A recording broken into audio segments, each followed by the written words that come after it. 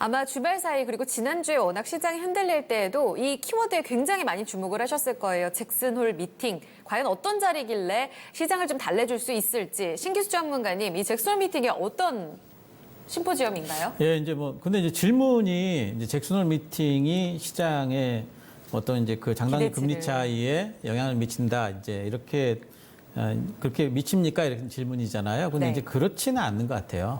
잭슨홀 일단은 미팅 짚고 자체가 가자. 네. 시장의 기대감을 높이는 게 아니고 예. 이제 시장의 장단기 금리의 이제 움직임이 네. 오히려 잭슨홀 미팅에서의 이제 금리 인하에 대한 발언에 대한 기대감을 높인다. 이렇게 이제 봐야 될 것 같아요. 왜냐하면은 이제 이번에 이제 시장의 그 장단기 금리 차가 역전됐던 현상은 뭐 때문에 나타났느냐면은 네. 아무래도 이제 미중 무역 분쟁이 좀 길어질 것 같다. 이제 그런 부분 때문에 나타났던 부분이죠. 예, 그런데 이제 그렇게 나타났던 부분이 결국에는 어떻게 볼 수가 있냐면은 이제 투자자들 이제 즉 시장에서 이제 FED에다가 하나의 압력을 넣었다 이렇게 볼 수가 있는 겁니다. 연준에 경기 나빠질 것 같으니까 뭐든 해라. 금리를 낮춰달라. 뭐든 해라 이렇게 되겠죠? 이제 압력을 네네. 좀 주는 거다 이렇게 좀 볼 수가 있고 그것 네. 때문에 이제 이번 잭슨홀 미팅에서 아무래도 그 7월달 고용지표도 잘 나왔거든요.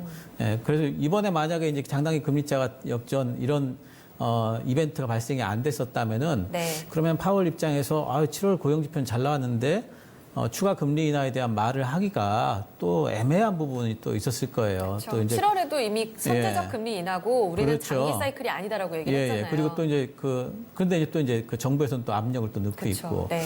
그래서 좀 애매한 부분이 있었는데 이제 뭔가 좀 하나의 이제 그 핑계거리가 이제 생겼기 때문에 그렇다면 추가 금리 인하에 대한 얘기를 하기가 조금 이제 기댈 때가 있는 네. 이제 그런 이제 발언을 하기가 좀 편안해진 부분이 있기 때문에 시장 그런 부분들을 보면서 분명히 또 추가 금리 인하에 대한 기대감이 부각이 된다면 그건 주식시장에는 좋은 일이기 때문에 네. 그래서 오히려 이제 잭슨홀 미팅에서 비둘기파적인 발언이 나오는 가능성이 더 높아졌다. 이렇게 해석을 해야 될 것 같아요. 그렇군요.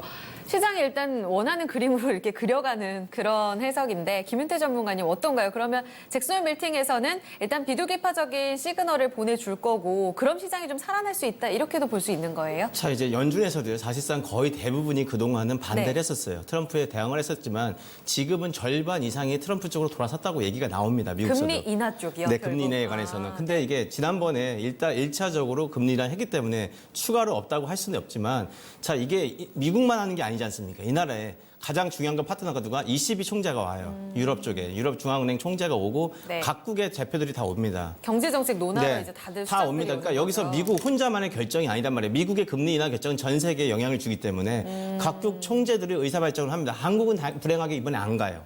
뭐 개인적인 일정이 있어서 안 가신다고 하는데 한국 상황이 녹록지가 않아서 자 그러면은 여기서 발언을 하다 보면 유럽은 거의 할 거라고 보고 있어요. 유럽은 75% 이상 유럽 총재는 아마 금리 인하를 단행할 겁니다.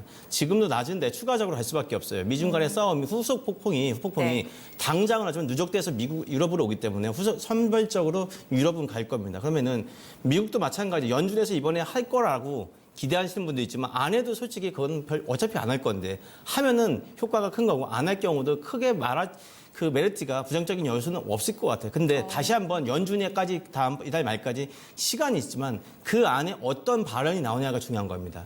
여기서 금리 인하 결정은 이 자리에서 하는 게 아니단 말이에요. 그렇죠. 네, 이 자리에서 하는 게 아니기 때문에 여기서 각국의 주요 경제 정책자들이 어떤 의견이 나오는가 이걸 취합해서 의사결정을 할 겁니다. 미국이라는 네. 데가 자기 자국만 모는 게 아니기 때문에 그럼 여기서 만약에 다 유럽부터 시작해서 금리 인하 쪽에 좀 더 힘을 실는 게 나온다 그러면요.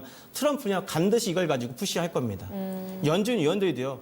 총 10명이 있단 말이에요. 투표권을 가진 위원장 1명에다가 9명에서 10명이 있고 비상임 위원들이 또 있어요. 이사들이. 그래서 이 사람들이 무언의 압박을 할 겁니다. 할 수밖에 없어요. 왜? 통화 정책이라는 게 미국의 전체 실물 경기를 다루고 있기 때문에요. 혼자서 결정할 수 있는 게 아니라 표는 똑같이 갖고 있습니다. 1대1로 갖고 있기 때문에 그래서 이게 시그널을 과연 이번에 이런 압박이 오면 실질적으로 이번 달이 아니라고 해도 다음 달이라도 분명하게 9월 가능성이. 네. 그렇기 때문에 이거 네. 중요한 게 여기에 대해서 시그널을 보는 거지 당장 여기서 뭐 어떤 결정이 나오는 건 아닙니다. 그렇죠. 일단은 그런 비둘기파적인 시그널이 나올 거고 네. 이것이 시장을 어느 정도 이끌 만한 네. 재료가 될 것이다. 이렇게 보시는 거네요. 경제정책에 대한 토론을 다루는 심포지엄인데 이번 주제가 특히 또 통화정책의 도전이라고 하거든요. 수장들의 입, 특히 파월의 입에서 또 시장을 이끌 만한 힌트가 나올지 주목해 보셔야겠네요.